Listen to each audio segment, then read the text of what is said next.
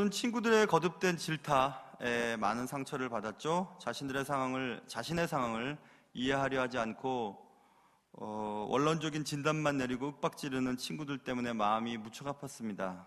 그래서 욥은 친구들을 향해 작정하고 얘기했죠. 고약한 위로자 같으니라고. 지난 시간에 우리가 고약한 위로자라고 하는 제목을 가지고 말씀을 나눴잖아요. 너희들은 위로하는 것 같지만 재난을 주는 위로자다, 쓸데없는 의원이다, 이렇게 얘기했습니다.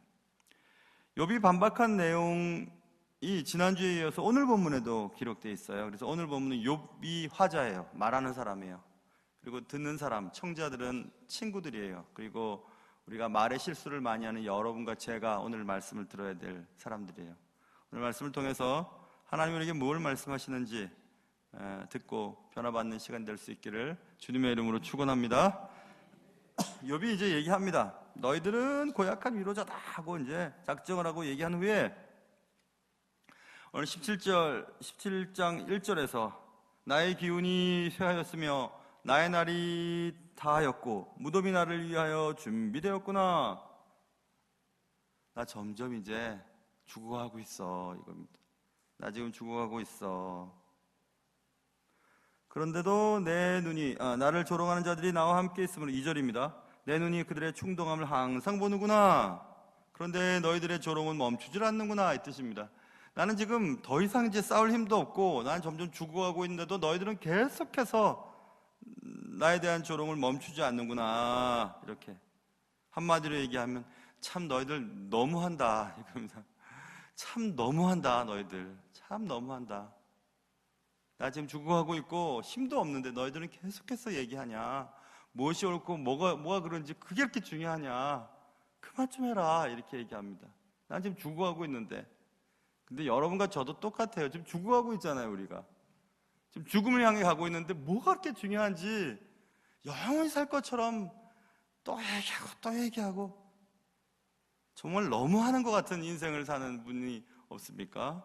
그럴 필요 없으세요, 여러분. 우리는 지금 죽음을 준비하며 살아가야 할 사람들이에요.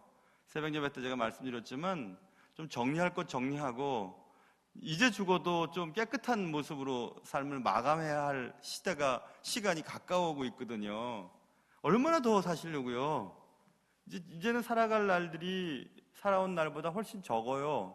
그러니까 그만 좀 했으면 좋겠어요. 뭐가 옳고 뭐가 그르고 뭐가 안 되고 뭐가 되고 저 사람이 용서할 수 없고 저 사람이 용서할 수 있고 저 사람은 안 되고 저 사람은 되고 그런 거 없었으면 좋겠어요. 그럴 시간이 없어요. 주님 만날 시간이 너무 가깝기 때문에 지금 꼭 그런 겁니다. 지금 나는 지금 기운이 쇠하여가고 나의 날이 다하여가고 있고 무덤이 나를 위하여 준비되고 있는데 너희들의 조롱은 끝이 없구나. 그만 좀 해라, 이렇게 얘기하고 있습니다. 욥은 친구들의 계속되는 말에 아주 지쳤습니다. 그리고 생각했죠. 정말 너무들 하는구나, 이렇게 말입니다. 그런데 여기서 우리가 생각해 봐야 할 것은 지금 3주에 걸쳐서 다루고 있는 내용인데요. 혀라고 하는 거, 이 혀는 길들일 사람이 아무도 없어요. 이 혀는 한번 고삐가 풀려버리면 이 속에서 쉬지 않는 악이 나온다고 말씀했죠. 야고보서 3장 8절, 지난주에도 얘기했고 지지난주에도 얘기했던 얘기입니다. 야고보서 8장에 3장 8절에 혀는 능히 길들일 사람이 없다. 아무도 길들일 수가 없습니다. 쉬지 아니하는 악이요, 쉬질 않아요. 이 혀라고 하는 놈은, 이 입이라고 하는 놈은 쉬질 않습니다. 가만히 있질 못해요. 죽이는 독이 가득한 것이라. 가득하기 때문에 흘러나오는 거예요. 흘러나오는 게 뭐냐면 남을 죽이는 독이래요. 우리가 하는 쓸데없는 말들이 남을 죽인답니다. 이것으로 우리가 주 아버지를 찬송하고, 우리 찬송했잖아요, 지금 금방. 또 이것으로 하나님의 형상대로 지음을 받은 사람을 저주하나니, 또 사람들을 저주한다고 얘기하고 있어요. 우리의 입으로, 똑같은 입으로. 한 입에서 찬송과 저주가 나오는도다. 내 형제들아, 이것이 마땅하지 아니하니라, 이렇게 얘기합니다. 형제들아, 마땅히 하지 아니하니라. 형제들이에요. 야고보가 볼 때 형제들이에요. 예수 믿는 사람들이에요. 그런데 예수 믿는 사람들이 여전히 입을 통해서 형제들에게 악을 행하고 있어요. 근데 그거 마땅하지 않답니다. 마땅하지 않다는 얘기는 자연스럽지 않다는 얘기예요. 자연스럽지 않다는 얘기는 어울리지 않다는 얘기와 똑같아요. 어울리지 않다는 얘기는 옳지 않다는 얘기죠. 우리 예수 믿는 사람들이 말로써 다른 사람을 죽이는 독을 쏟아내고 쉬지 않는 악을 쏟아내는 것은 우리 그리스도인이라고 하는 이름에 걸맞지 않다는 얘기입니다. 전혀 안 맞는 거예요. 우리가 예수 믿는 사람이 입으로 욕을 하고 화내고 남을 비방하고 불평하고 비난하고 시기하고 원망하는 이런 행위는 옳은 행동이 아니라는 거예요. 안 어울려요. 전혀 안 어울립니다. 근데 그 안 어울리는 일을 하니까 세상 사람들이 예수 믿는 사람들을 안 믿는 것입니다. 믿질 않아요. 믿으려고 하질 않아요. 야, 말하지 말고 그렇게 좀 살아라, 이렇게 얘기하고 있죠. 자연스럽지 않은 일, 옳지 않은 일, 어울리지 않은 일, 마땅하지 않은 일을 우리는 합니다. 무엇으로? 입으로 다른 사람에게 상처를 주는 말들을 해요. 샘이 한 구멍으로 어찌 단물과 쓴물을 내겠느냐. 한 구멍에서 쓴물이 나면 쓴물이 나고 단물이 나면 단물이 날지 어떻게 쓴물 단물이 섞여 나오겠냐. 그럴 수 없다는 겁니다. 그러니 우리가 하나님을 찬송한다고 하는 입에서 저주하는 말이 나온다면 우리는 저주하는 자예요. 찬송하는 자가 아니라.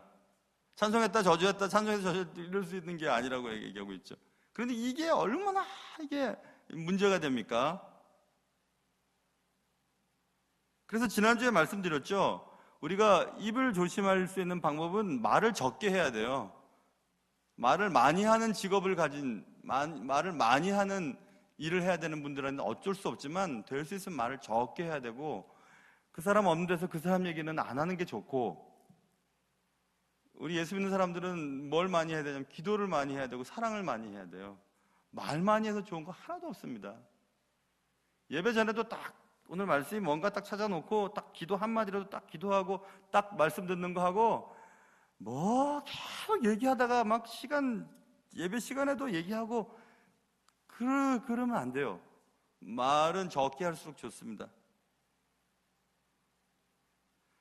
말에 실수가 없도록 주의하라고 성경에는 곳곳에 써 있습니다. 그래서 입을 제어하라고 하죠. 그래야 심판받는 날 우리의 행위가 아니라 말로 인하여 판단을 받고 심판을 받는다고 말했잖아요. 그러니까 우리의 말이 얼마나 중요한지 몰라요. 말이 다 기록으로 남아있을 거예요. 그러니 심판받는 날 큰 화로부터 면할 수 있는 은혜가 여러분과 저에게 있으시기를 주님의 이름으로 축원합니다. 그럴 때는 말하셔야 돼요. 아멘이라고 하셔야 돼요. 그럴 때도 안 하면 안 돼요. 그럴 때는 하셔도 돼요. 말 적게 하라니까 그냥 안 하실 필요는 없어요. 아멘이라고 할 때는 그렇게 될 줄로 믿습니다. 저분의 하는 말이 나도 동감합니다. 이런 뜻이잖아요. 그러니까 아멘이라고 하는 말은 되게 좋은 말이에요. 열심히 얘기했는데 하나님 말씀 전했을 때 우리가 아멘하면 그분이 했던 말을 내가 받아들이는 거니까 하나님 앞에 같이 올라가죠. 우리의 것이 같이 이렇게 올라가니까 얼마나 귀한 일이에요. 그래서 정말 너무한다. 말 좀 그만해라. 그만 좀 해라.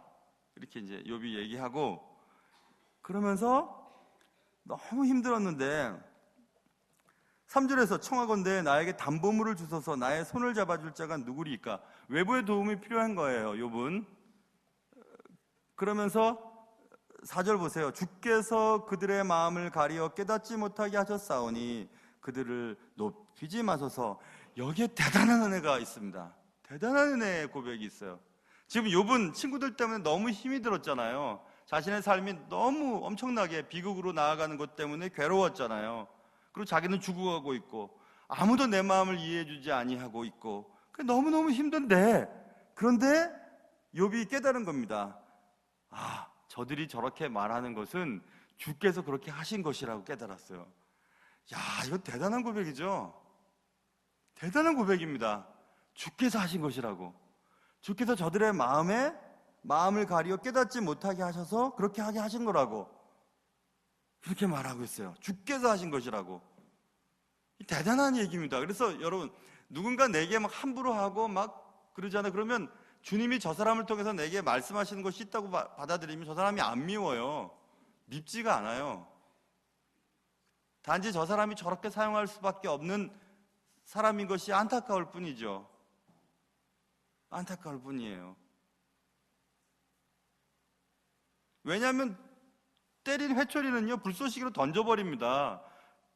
때린 회초리를 귀하게 여기질 않아요. 회초리는 훈계 대상을 위하여 사용할 뿐이에요. 그런데 그 용도로 사용되는 사람들이 있어요. 그 용도로.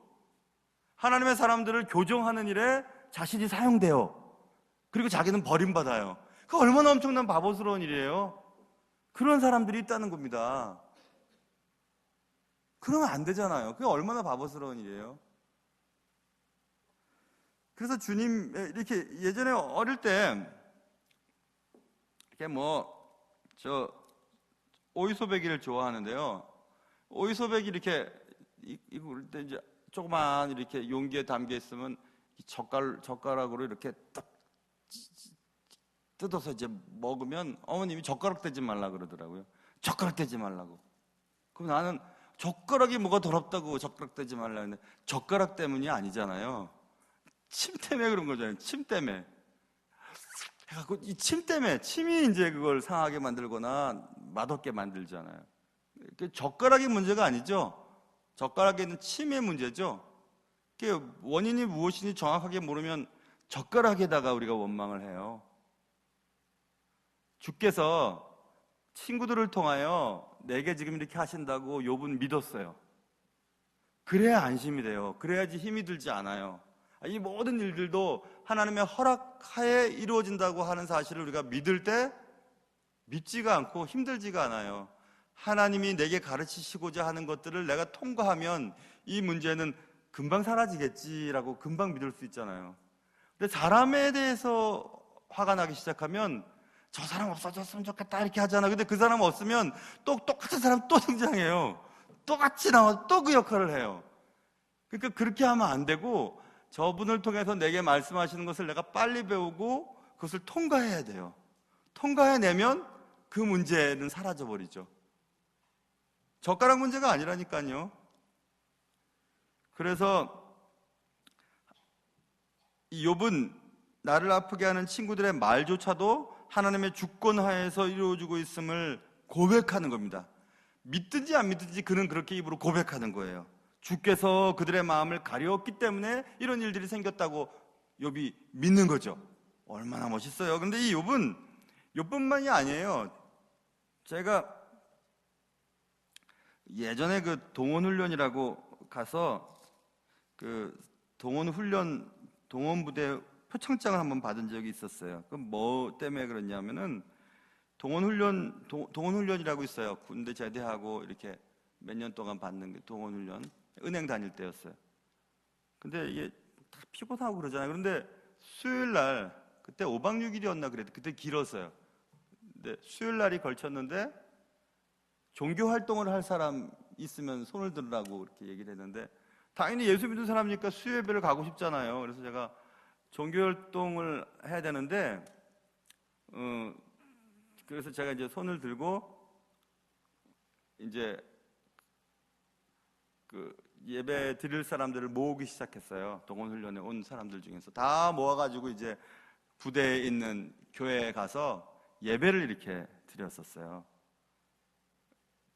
근데 뭐 그 부대장이 동원부대 부대장이 그 일을 좋게 봤어요. 왜냐면 다 쉬고 싶고 다 뭐 놀고 싶고 훈련 가운데서 다 그냥 모른 체 하고 싶은데 거기서 또 종교를 이렇게 해서 이렇게 하여튼 그런 거였어요.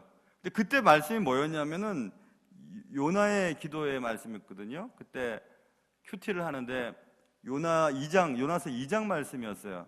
그게 뭐냐면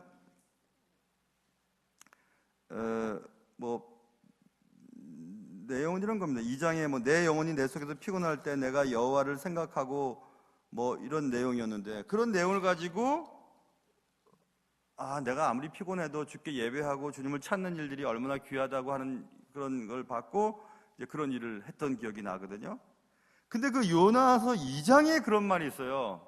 요나의 참회 기도가 요나서 2장에 기록되어 있는데 요나서 2장에서 자신이 받는 고난, 자신의 물고기 뱃속에 들어간 거 물고기 뱃속에서 물고기가 해가지고 물고기 입으로 들어가는 많은 해초 그리고 물 그런 것들이 자신의 머리를 막 싸매고 막 이렇게 되는 숨도 못 쉬는 환경 캄캄함 그래서 거의 죽을 때까지 내려갔고 물고기 뱃속에서 내 영혼이 너무 피곤하고 막 그럴 때의 고백이 요나서 2장에 나와 있는데 파도나 물결이나 그런 해초나 나를 밑으로 떨어지는 것에 주어가 주예요. 주께서 하셨다고 써 있어요.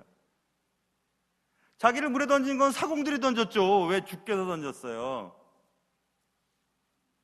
파도가 왜 주의 파도예요?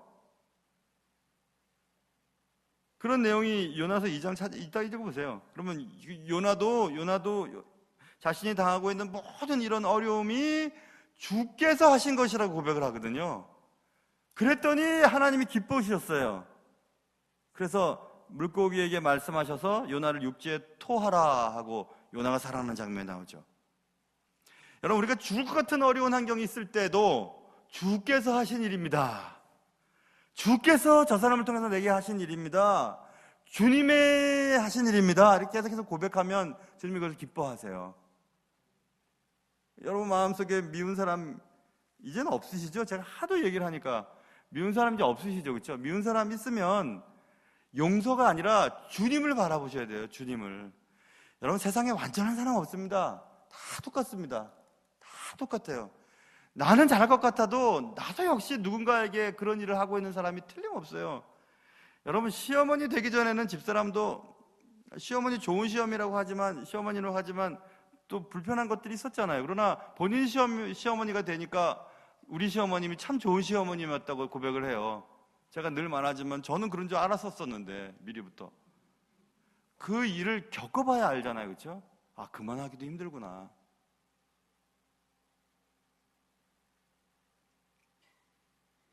주의 주되심을 인정하라고 하는 주의 말씀은 성경 곳곳에 산재해서 기록되어 있어요. 여러분 보세요. 우리가 잘 아는 참새 5마리가 두 아사리온에 팔렸어요. 아사리온이 얼마나 작은 돈이냐면 그 미국에서도요, 미국의 그 달러 중에서도 제일 작은 이렇게 구리같이 이렇게 청동, 뭐예요? 구리의 청동, 그런 거 니켈인가? 뭐 그걸로 만든 거 있잖아요. 그 펜이라고 하는 거. 그 땅바닥에 떨어졌어도 안 죽습니다. 거지들도 안 주세요. 그런 거는. 그런 거 10개 모아야 10센트니까. 안 죽습니다. 그거. 방바닥에 있어도 막 차버리고 가지. 근데 그 펜이, 두 펜이에, 두 아사리온에 참새가 5마리에 팔렸어요. 누가복음 12장에 나왔어요. 근데 마태복음 10장에 보면 참새 2마리가 원펜이, 한 페니에 팔렸어요. 자, 똑같은 예수님의 말씀을 마태는 한 페니에 아주 정말 제일 우리나라 같으면 이제 없죠. 있나요? 1원짜리? 그 은색으로 만들었던 그 1원짜리 있어요 지금? 없어요? 난 고액꽃만 갖고 다녀서 모르겠어요. 그 1원짜리 있어요. 그런 건데 그걸로 참새 2마리가 팔렸다고 마태는 쓰고 있고 의사 누가는 2페니에 5마리가 팔렸다. 예수님이 하신 말씀을 왜 이렇게 다르게 얘기했을까요? 어떻게 생각하세요? 자, 참새가 2마리가 동전 하나에 팔려요. 동전 2개면 4마리죠. 5마리 줬대요. 한 마리는 뭐예요? 덤이에요, 덤. 그렇죠? 덤이죠. 자, 잘 보세요. 동전 하나에 참새 2마리가 팔렸어요. 예? 야, 참새 목숨값이 대단하구나. 저것밖에 안 되나. 땅바닥에 쳐도 안 죽는 그 동전에 참새 2마리가 팔린다고요. 그렇죠? 이 참새 2마리 입장에서는 얼마나 자신의 목숨이 이렇게 내가 보잘것없는 존재인가 이렇게 생각 안 하겠어요? 날아가다가 재수없어서 잡혀가지고 한 마리도 아니고 2마리에 동전 하나에 2마리가 팔렸다고요. 동전 2개에 4마리인데 에이 하나 더 줄게 5마리 줬어요. 그럼 이 5번째 참새는 내가 이렇게 가치가 없나? 나는 이거 덤으로 주는 참새인가? 정말 무가치하죠. 다시요. 1원짜리 하나에 2마리가 팔렸다니까요. 1원짜리 2개에 4마리와 1마리 더해서 5마리가 팔렸다니까요. 얼마나 무가치해요.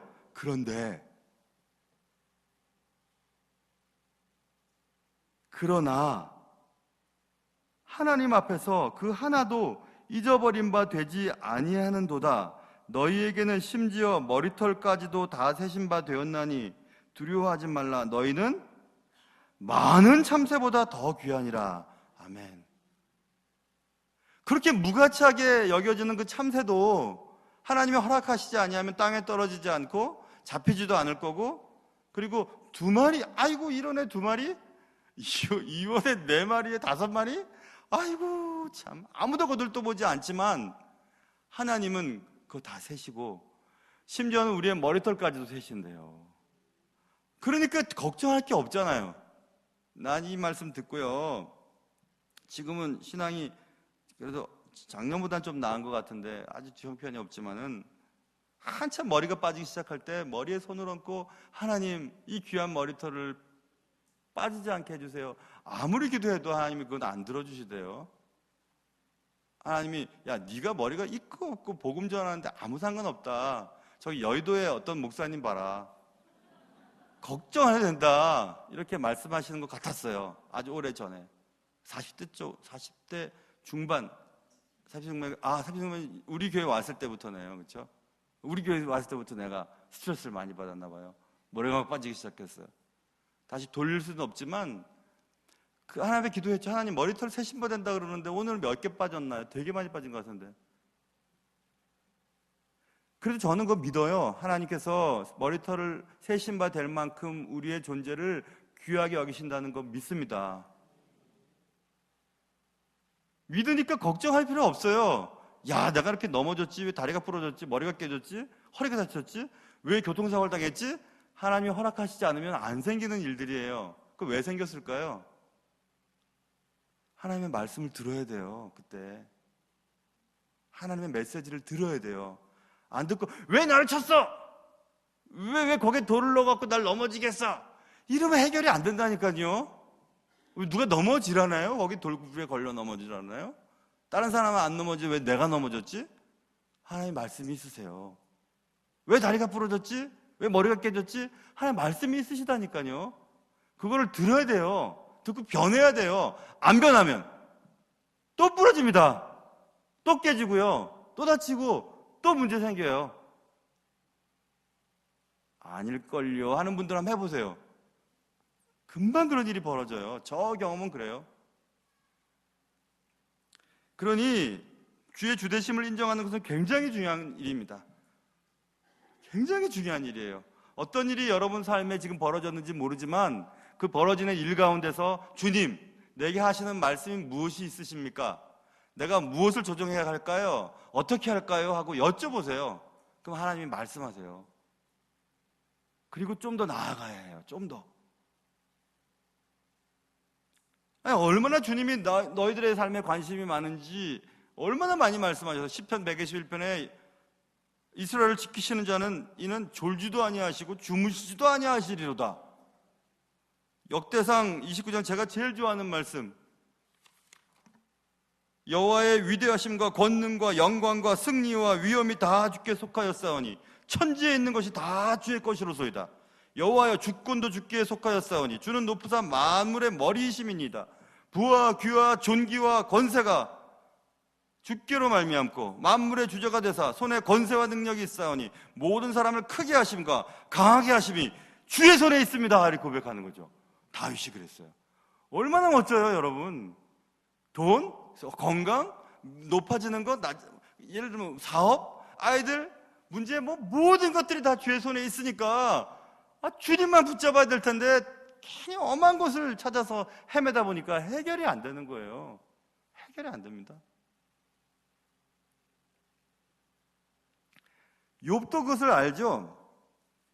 우리 이미 살펴봤는데 욥 7장을 한번 보세요. 욥기 7장 19절.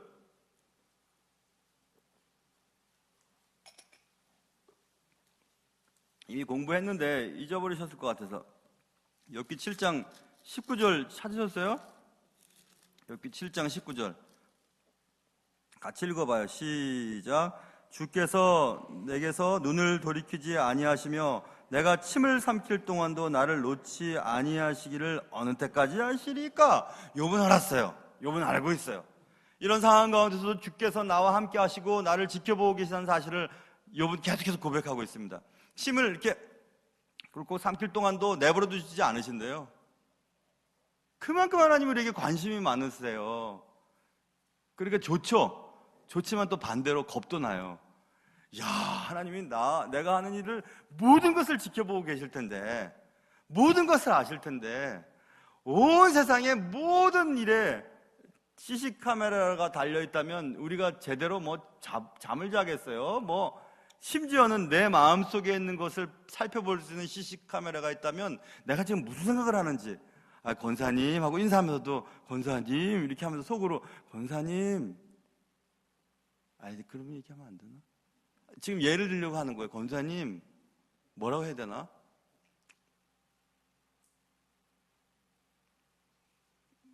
반갑게 인사하면서도 권사님 그렇게 기도 안 하면 되겠어요? 새벽 기도에 나오세요. 만약 속으로 내가 생각을 했다면요. 그게 다 보여요, 다. 이게 막 화면에 보여요. 그렇게 할 수 있겠어요? 못하죠. 근데 하나님은 다 그렇게 보고 계세요. 그러니까 어디서 하나님 앞에서 거짓말을 치고 어디서 하나님 앞에서 잘못된 삶을 살겠어요? 무서워서라도 못하죠.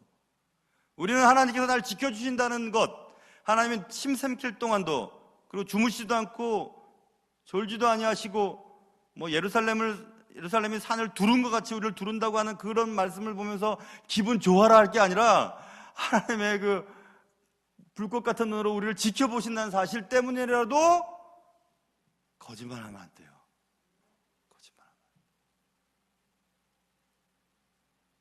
그건 남을 너무 미워하면 안 돼요. 속으로라도. 다 아셔요. 야, 너가 뭔데? 네가 뭔데 내 사랑하는 딸과 아들을 미워하냐? 네가 뭔데? 이런 얘기. 여러분 그런 경험 있으시잖아요. 누가 막 미운데 그 사람을 놓고 막 기도를 했다 보니까 하나님이 나 그 아들, 걔, 그 사람 나 사랑한다? 이런 음성 들어보신 적 있죠? 눈물이 팍 나는 거예요. 하나님이 사랑하는 그를 나는 왜 그렇게 미워했던 거, 이런 생각 해본 적 있으세요? 없으셨다면 기도를 안 하신 분이고, 경험 있으신 분들은 그 문제 때문에 처절하게 고민해 본 분들일 거예요.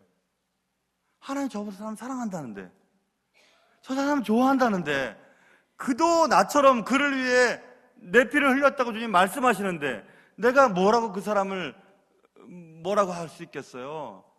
그거 되게 교만한 겁니다. 되게 못된 거예요. 그거 되게 잘못된 거예요. 절대 그럴 수 없어요. 하나님의 철철 흘리신 그 십자가가 내 삶 속에서 존재하는 한 그런 생각을 할 수가 없어요. 내 문제구나 이렇게 생각하죠. 그래서 욥이 얘기하는 겁니다.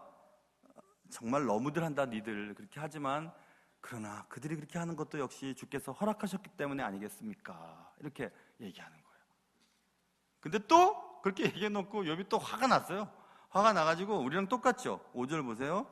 5절 보시면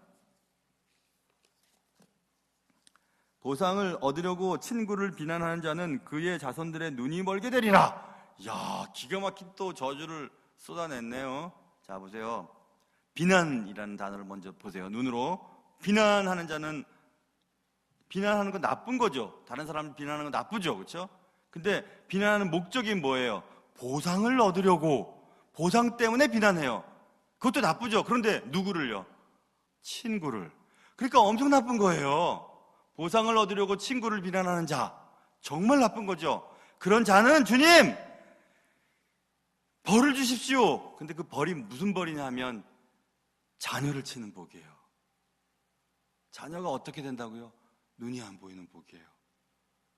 야, 진짜 이것처럼 아픈 일이 어디 있어요? 이것처럼 괴로운 일이 있겠어요, 여러분? 자녀의 문제가 생기는데 자녀가 무슨 문제가 생기냐면 눈이 안 보인대요. 눈이. 그냥 문자적으로 눈이 안 보이는 그냥 시각장애인, 그리고 조금 더 완곡하게 표현하면 사리를 분별할 수 있는 판단력이 없는 무지한 자? 이 정도로 해석이 될까요? 판단력이 없는 무지한 사람이에요. 내 자녀가. 아니면 눈이 진짜 보이지 않아요. 내 자녀가 그렇게 돼요. 그럼 여러분 사시겠어요? 그런 마음 가지고? 차라리 내가 그렇게 되는 게 낫지. 근데 왜 그렇게 하시겠어요? 왜 그렇게 지금 욥이 기도하겠어요? 그렇게 아픈 저주를 내리는 거죠. 그만큼 보상을 얻으려고 친구를 비난하는 것은 안 돼요, 여러분.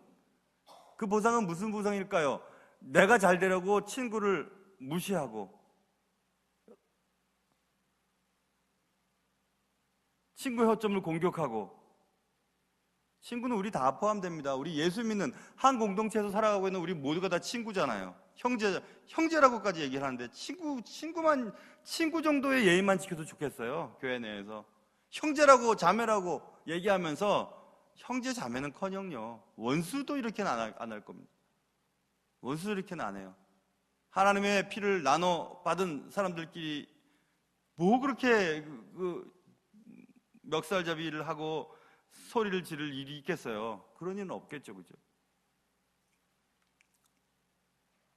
보상을 얻으려고 친구를 비난하는 일, 그런 일이 있다면 성경에 이렇게 써 있으니까 우리 자손들이 안 될 겁니다.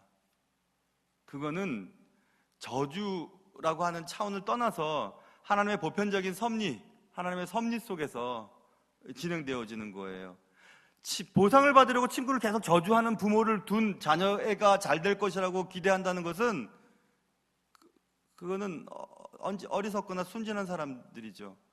자꾸 나쁜 말을 하는 거를 보고 자랐어요, 자녀가. 근데 그 자녀가 잘 될 것 같아요? 그것도 친구를 보상을 얻으려고 비난을 해요. 그걸 자꾸 봤어요. 엄마가, 아빠가. 그렇게 하는 것을 자녀들이 봤어요. 자녀들이 잘 될 것 같습니까? 안 됩니다. 절대 안 됩니다. 잘 될 수가 없어요. 그럼 판단력이 흐려지거나 육체적인 어떤 질병이 생길 확률이 많겠죠. 되게 무서운 말이죠. 엄청 무서운 말이죠. 자녀에게 이런 일이 생긴다면 얼마나 괴롭겠어요.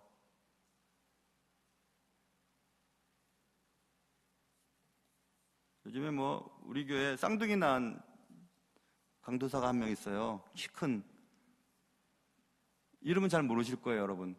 맨날 사진 보여줘요, 지 딸 예쁘다고. 참, 네 딸이 내가 제일 예쁘지? 그러면 제일 예쁘대요, 세상에서. 지 새끼니까 예쁘지. 근데 그 예쁜 딸에게 내재 때문에 문제가 생긴다면 견딜 수 있겠어요? 못 견딥니다. 못 견뎌요, 그거. 근데 그런 일이 성경에 많아요. 많습니다. 구약의 하나님은 진노의 하나님이시고 율법의 하나님이시고 신약에 넘어오면 사랑의 하나님이시고 용서의 하나님이시라고 그렇게 규정 지을 수가 없어요. 하나님은 변하시지 않으세요. 예수 그리스도의 은혜로 우리의 죄가 대속함을 받았던 것뿐이지 그 죄의 대가는 우리가 치러야 됩니다. 이 땅에 살면서 치러야 돼요. 근데 가장 아픈 것은 자녀가 잘못되는 일이잖아요. 그러니 비난하면 안 돼요. 보상을 얻으려고 친구를 비난하는 것은 옳은 일은 아니에요. 자, 그래서 그렇게 또 얘기해놓고 욥은 좀 내려가야 되겠네요. 쭉 내려가서 다시 절망에 빠집니다. 11절 보세요. 나의 날이 지나갔고 내 계획, 내 마음의 소원이 다 끊어졌구나. 그들은 밤으로 낮을 삼고 빛 앞에서 어둠이 가깝다 하는구나. 또 역시 자신의 상황은 이런데 저들은 계속 그렇게 하고 있다. 이렇게 또 얘기하고 있어요. 밤은 쉬어야 되잖아요. 근데 밤을 낮으로 삼는다. 이것은 낮은 일하는 거죠. 그러니까 밤을 낮으로 삼고 이것은 쉴 새 없이 이런 뜻이죠. 그 빛 앞에서 어두움이 가깝다. 빛이 앞에서 어두움이 가깝다고 얘기하는 게 무슨 소리예요? 쓸데없는 말이죠. 그러니까 쓸데없는 소리 하지 말라는 거예요. 밤낮 없이 쉴 새 없이 쓸데없는 변론 그만 좀 해라. 이렇게 얘기하고 있습니다. 그래서 욥은 13절부터 보면 스올이라고 하는 단어 보세요. 14절 무덤이라고 하는 단어, 16절 흙 속에서라고 하는 단어는 다 죽음의 메시지죠. 이미지죠. 스올은 히브리어 스올은 헬란말로 넘어오면 게헨나예요. 게헨나는 흰놈의 골짜기. 여기 예루살렘을 가보면 예루살렘 이렇게 산지에 지어진 예루살렘에 골짜기가 두 개가 이렇게 있어요. 이쪽은 기드론 골짜기예요. 제 쪽에서 보라면 이쪽이 기드론 골짜기예요. 이쪽은 올리브나무, 감람나무 동산이에요. 그래서 골짜기를 건너서 주께서 잡히고 지시는 게 이쪽 골짜기를 지나가고, 이쪽은 흰놈의 골짜기예요. 흰놈의 골짜기는 대대로, 그러니까 북쪽이죠, 동쪽이 서쪽이죠. 흰놈의 골짜기는 대대로 재물을 드리고 재물 찌꺼기들, 쓰레기 다 갖다 버리는 골짜기예요.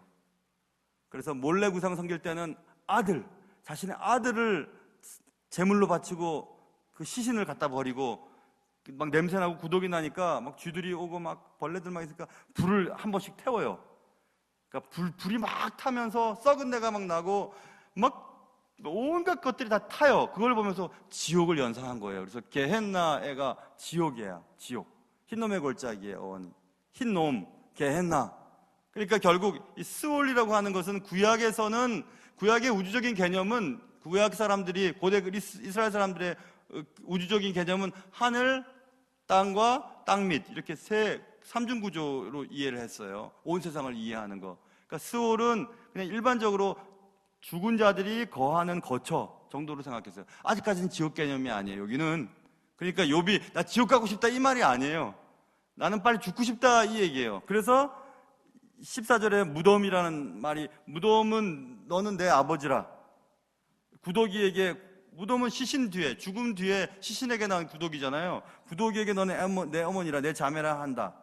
그리고 나의 쉼은, 내가 정말 쉴 수 있는 것은 흙 속에서 쉴 때에는 희망이 스올의 문으로 내려갈 뿐이니라. 이 말은 내가 죽기 전까지는 참 쉼이 없을 거다 이 말이죠. 그 말은 다시 말하면 이제 그만하고 싶어. 이거죠. 그만하고 싶어. 이제 그만하고 싶어. 이면 죽는 것이 나아. 그래서 스올, 무덤, 흙속이라고 하는 죽음의 이미지를 계속해서 집어넣으면서 욥은 절망하고 있습니다. 너무너무 안 됐어요.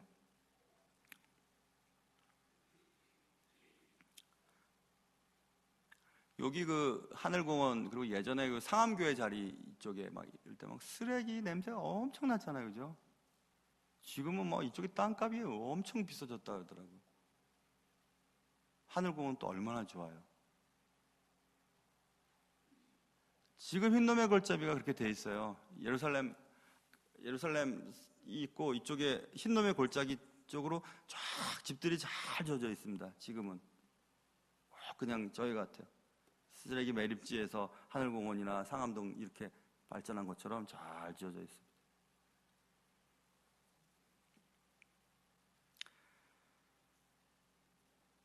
욥이 친구들의 말이나 자신의 처지를 보고 오락가락 하죠. 그냥 너무너무 힘들어 보여요.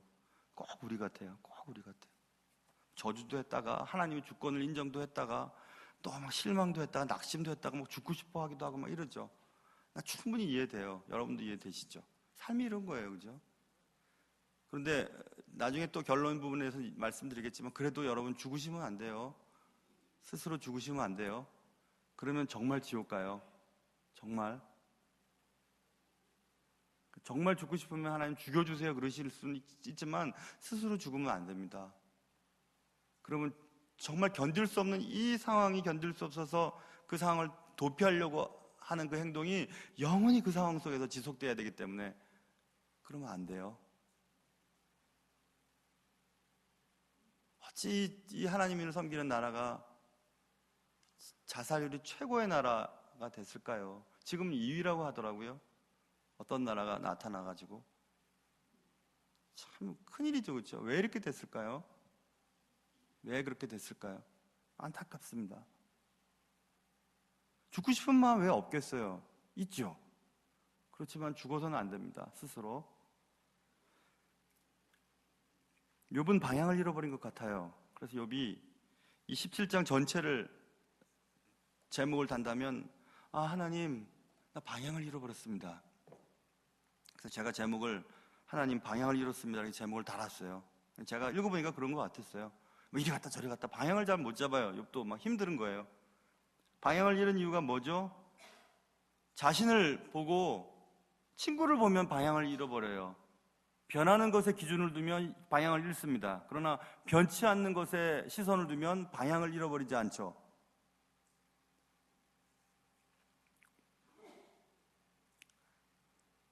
군대 갔다 오신 분들은 군대에서 방위 측정하는 게 있어요. 뭐 시계로 뭐 시침을 이렇게 시침과 분침 제가 잊어버렸어요. 분침을 이렇게 12시 방향과 뭐 분침인지 시침인지 해 쪽을 돌리고 가운데로 나눠서 이쪽이 북쪽 그건 맞죠? 집사님 기억나세요? 맞죠? 예. 집사님 맞다면 맞는 거예요. 그렇죠? 그래서 그렇게 해가지고 방향을 정하는 거 이런 거 있었어요. 그런 거 배웠었어요. 뱃사람들도 그런다 그러더라고요. 뱃사람은 북극성을 본대요. 북극성을 봐야 동서남북이 어딘지 알 수가 있어야죠. 그렇죠? 변하지 않는 북극성을 바라보는 거죠. 변하는 것을 바라보면 상실해요. 방향을 잃어요. 변하는 것이 뭐예요? 재물이에요. 젊음이에요. 건강이에요. 친구예요. 사람이에요. 이런 거 다 변해요. 거기에 믿음을 두면, 거기에 우리의 가치를 두면 방향을 잃기 쉬워요. 변하니까. 돈도 있다가도 없어지고, 건강도 있다가도 없어지고, 사진도 어릴 땐 그렇게 찍고 싶다가 요즘엔 찍는 게 두렵고,